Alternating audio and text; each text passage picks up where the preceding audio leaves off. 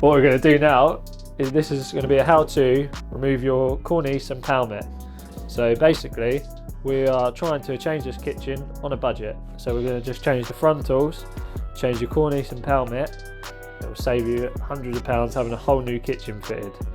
So what we've done, we've removed our built-in fridge freezer, we've removed some cupboard doors. Now we're going to show you how to remove our cornice and palmet. So what you'll find is, so sometimes this will be screwed from the underside.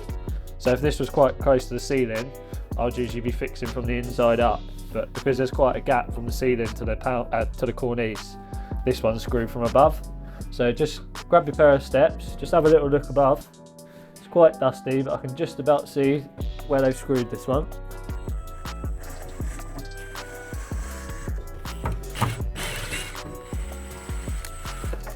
So it's just 2 screws in that, nice and easy.